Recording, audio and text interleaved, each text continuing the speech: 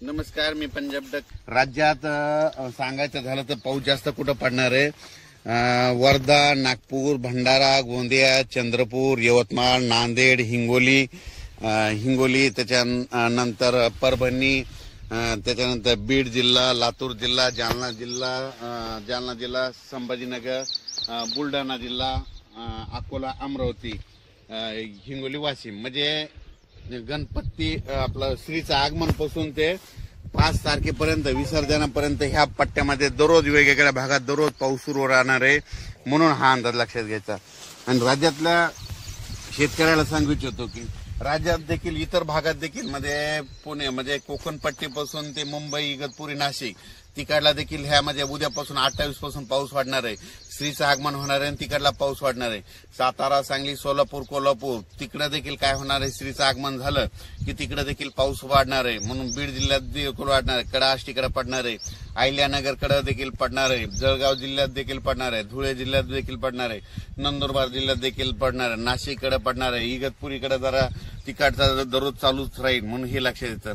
पण त्याच्या व्यतिरिक्त तुम्हाला एक सांगू इच्छितो की राज्यात म्हणजे पूर्व विदर्भ, पश्चिम विदर्भ, मराठवाड्यामध्ये आता हे तसं तर आजच नांदेड जिल्ह्यातून आजच पावसाला सुरुवात होईल. नांदेड, धर्माबाद, बिलोली, नायगाव, यवतमाळ म्हणजे इकडून अशी सुरुवात होईल. अहमदपूर, लातूर.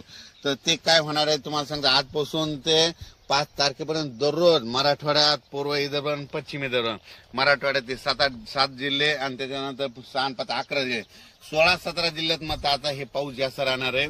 मात्र सर्व दूर राज्यभर नाही राहणार, पण जास्त पाऊस विदर्भाचे 11 जिल्हे आणि मराठवाड्याचे 7-8 जिल्हे आणि त्याच्यानंतर अहिल्यानगर, सोलापूर, धाराशिव ह्या पट्ट्यामध्ये ह्या जरा जास्त पडणार आहे. त्याच्यानंतर काय होणार आहे? हे 6, 5, 11, 13, 14, 15 झाले.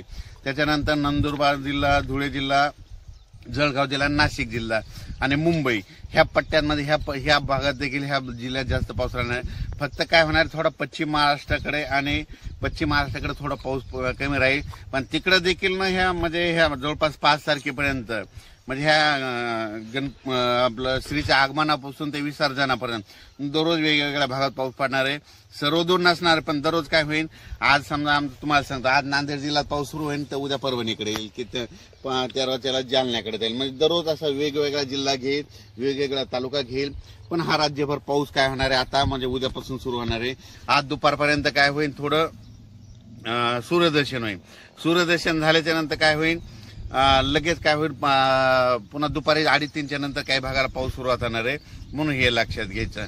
पण राज्यात मात्र सांगायचं झालं तर म्हणजे हे उद्या म्हणजे 27 तारखेपासून 27 ऑगस्ट ते जवळपास 5 सप्टेंबरच्या दरम्यान दररोज वेगवेगळ्या भागात विखुरलेला स्वरूपाचा पाऊस पडणार आहे. जास्त पाऊस पूर्व विदर्भ, पश्चिम विदर्भ, मराठवाड्याकडे असणार आहे. म्हणून मराठवाडा आणि ह्या 3 विभागातल्या शेतकऱ्यांनी हा अंदाज लक्षात घ्यायचा.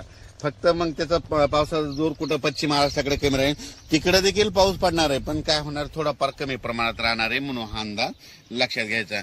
आणि त्याच्यानंतर सांगतो की महाराष्ट्रात देखील दररोज वेगवेगळ्या भागात पाऊस पडणार आहे. म्हणून शेतकऱ्यांनी ह्या 2-3 दिवसामध्ये आणि तसं तर काय करायचं, आता ह्या 8 दिवसामध्ये जसं वेळ शेतीचे कामं भेटतील तसं कामं करून घ्या. म्हणून ही अंदाज लक्षात घ्या. पण राज्यात मात्र जास्त पाऊस आता मराठवाडा आणि विदर्भ, नंदुरबार, धुळे, जळगाव ह्या पट्ट्यात राहणार आहे. म्हणून हा अंदाज लक्षात. याचा एक व्हिडिओ परत सविस्तर उद्याच्याला दिला जाईल. धन्यवाद.